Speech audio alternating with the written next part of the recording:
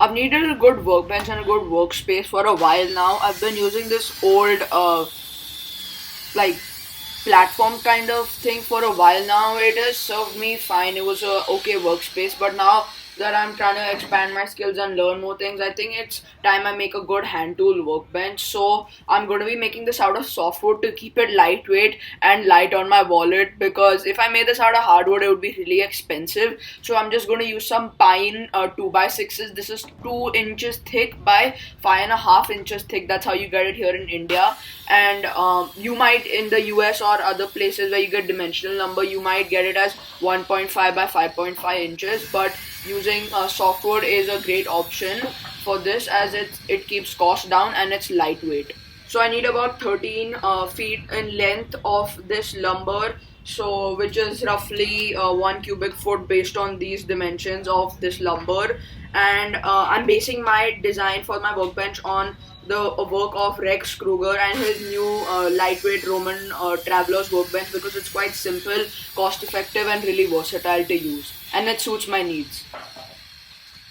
The guys at the lumberyard were really helpful and didn't mind cutting the pieces for me with their machinery, because it would take me a lot of time to rip these by hand. And so I'm gonna be using the same material, the 2x6 material, to rip the legs. So by out of one 2x6 you get about roughly like 3 legs, and I'm gonna need 4. So and there was a crack in the middle, so we just cut it out so the legs won't have any cracks, and I get 4 legs because the crack was in the middle, so 2 legs on each 2x6 like that. And also the one with the crack, don't throw it away yet. It won't be used in the legs, but I will use it somewhere else. But the cracks weren't really major. It was just going like maybe an eighth or a quarter of an inch through the board, so it wasn't that bad of a crack. But I didn't want to compromise the strength of my leg and then have my workbench break. So I used the table saw at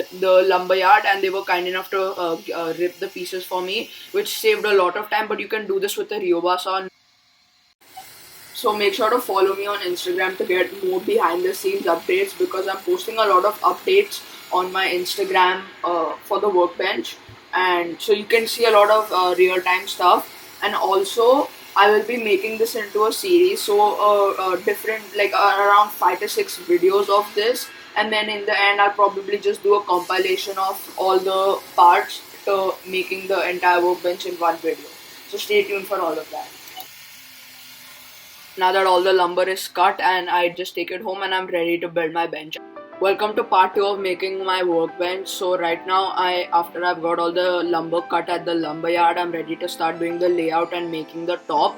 So as per Rex's video, he has laid out a square mortise. So remember those cracked boards, as I mentioned, the crack wasn't that bad, so I just planed it off, and now I'm using my Ryoba saw to saw a few lines. And since we are going like this square mortise is going to be in the bench over here, so we can put a lot of work holding accessories. So it's quite simple. Just saw make sure you don't make the square mortise too loose, so it has to be a fit kind of like this, so it's the width of the extra leg that you get. And you do this on both halves of the bench. You just take the saw down to the lines, and then just clear out the waste with the chisel.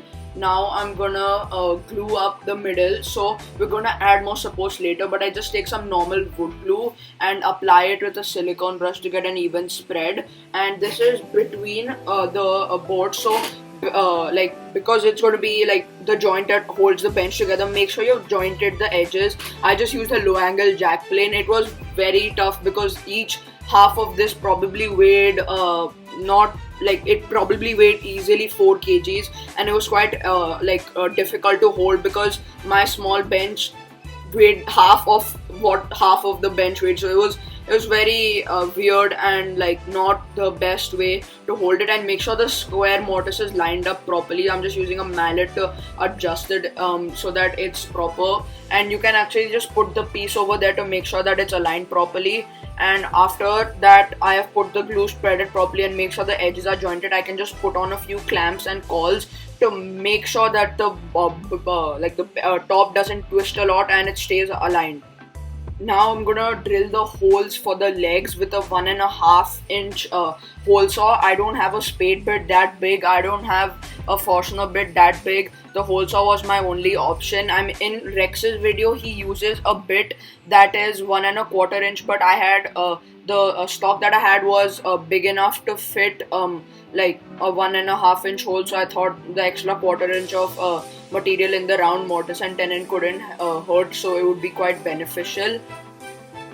But before drilling the holes of the legs in any random position, we have to do a little bit of layout to find a proper location. So in his video, he says that 10 inches from the end of the workbench, and so we go back 10 inches and then 3.5 inches in from each side, so we get that point and we just mark that there. And then after that, what we need to do is make a 45-degree line, so that comes back to the point that we made there, 3.5 inches in and 10.5 inches back. So we have to, when we drill, the drill has to point towards that 45-degree line, so 45 degrees outward, and we have to drill at a 15-degree angle. So using a guide block that's tilted at 15-degree angle, we can get a better understanding on what angle to drill. So this makes the stance of the bench much wider and much more stable. If you didn't really understand what I explained, I am extremely sorry. It took a bit of time for me to also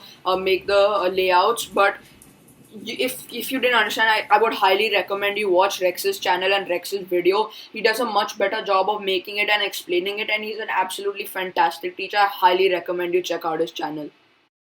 After the top was glued together and the leg holes were drilled, we're gonna put some battens, and we have to drill that same hole, the 1.5 inch hole in the battens also. So the battens run the entire width of the board, and the battens really help you to get a very they support the bench much more and make it very sturdy and much stronger. So I'm just going, after putting some glue on the battens, I'm gonna screw them in, and I don't have like a impact drill, so I have to do this by hand. And I would highly recommend if you put some paste wax to make the screws go in much smoother. And then after I've glued and screwed in the battens, these are from the same stock that we got, the 2x6. So it's quite simple. You just need that stock and some other materials which are very minimum and very easy to find. After I've let them dry, the battens really make the bench much more solid, and I'm going to take the Ryoba saw and flush cut off any part that is sticking out.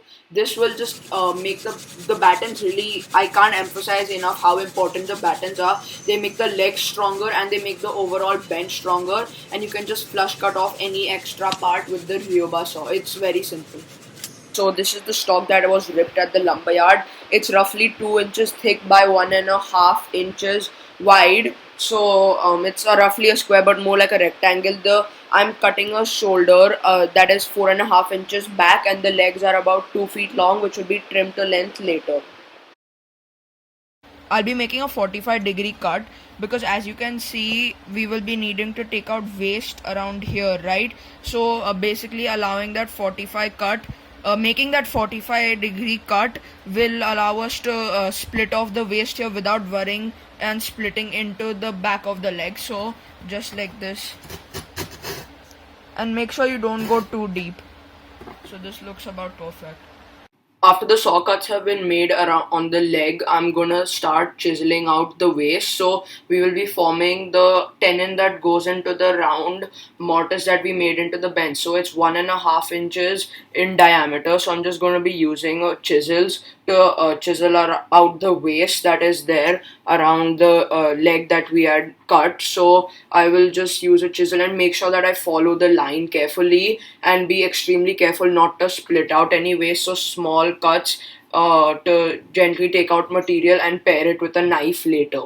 After that's done, we're gonna need to form a slight taper. So this is called staked construction, and this allows that, so there's no leverage that the bench can break or find weaknesses between the leg and the top. So with chisels, I'm just gonna form a gentle taper. Like it's a slow and shallow taper, but reaches down to the base of the tenon that we had just carved. So you can use a chisel, spoke shave, and even a saw to remove some material. But I found a chisel chisel works very well, and a knife, like a carving knife, also works very well in addition to that. So you can see I'm just like pairing out some material because it was a bit too big. So you can do that with sandpaper, files, whatever, to make the fit proper, but make sure it's not too loose, otherwise it won't fit properly and there'll be a big problem.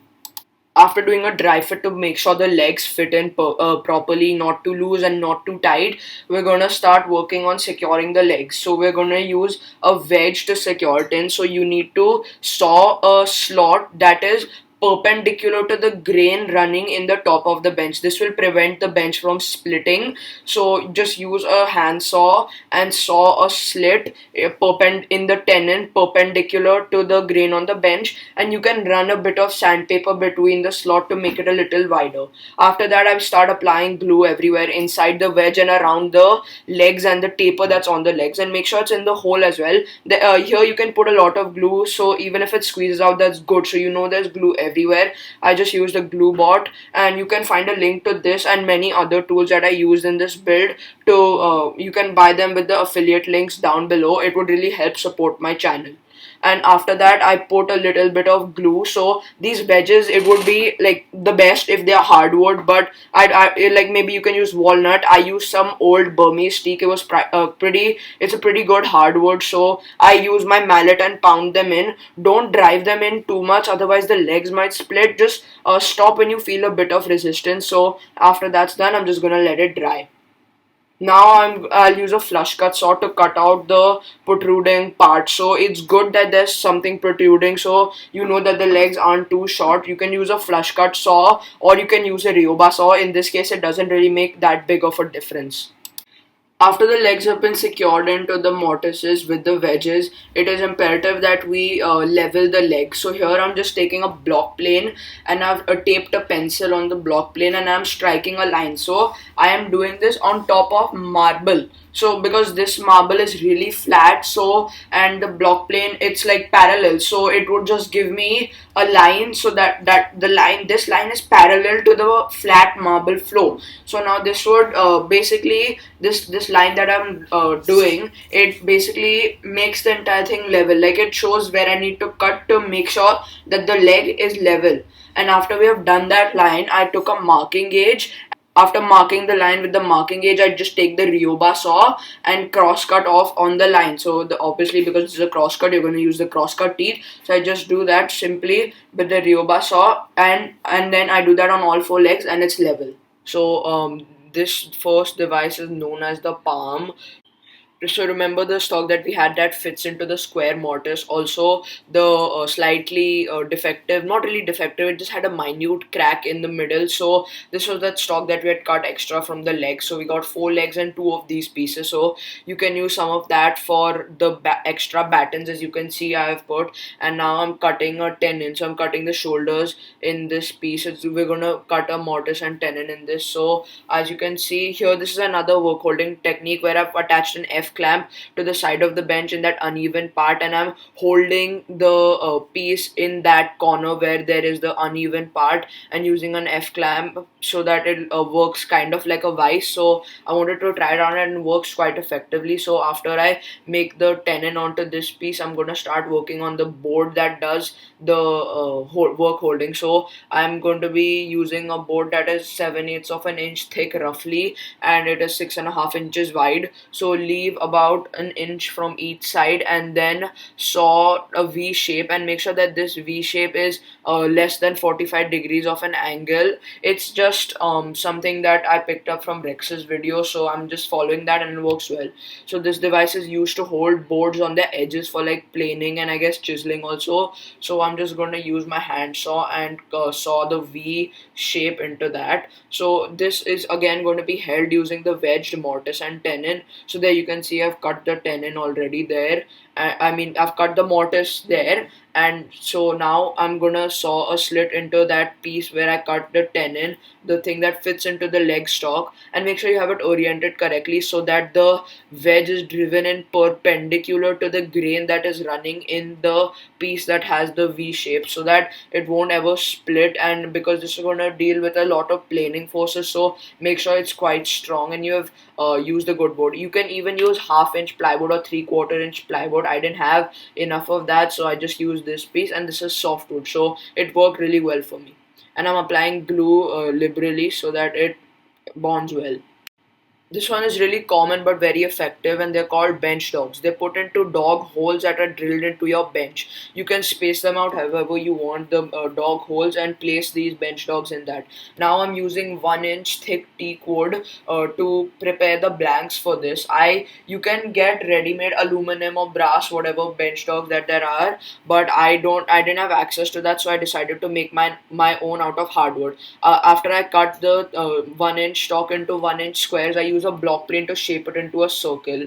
And these are going to be three-quarter-inch bench dogs. So in my bench, I divide it into thirds and drill three-quarter-inch holes. I'm using a spade bit because it drills quite fast, and I don't really care that much about the finishing because it's a workbench, and if it blows out on the end, it's fine. I use a Ryoba saw to trim the bench dogs to length, and now I'm going to be cutting slightly of, I'm not exactly sure what it's called, but this adds like a flat surface. So since the bench dogs are round, it needs to have a flat surface where it can hold the board. So I'm just using a flush cut saw to make sure that it's the line is proper to the bench there, and I'm just using a chisel to clear out some of that extra waste. Be careful with this because it's a round object and it's quite small, so I just use the saw to cut the stop there, and then I use a chisel so that we get a flat surface over there.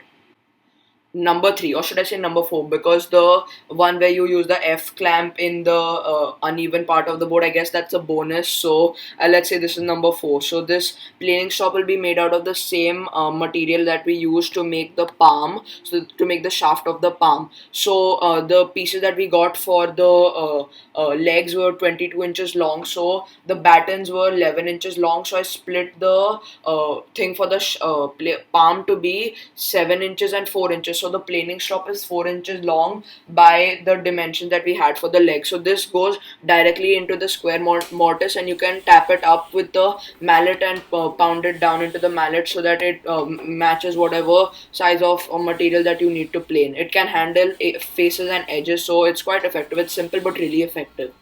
The doggles are best for planing faces and sawing, so you can tap them up and down with a mallet depending on however thick your stock is.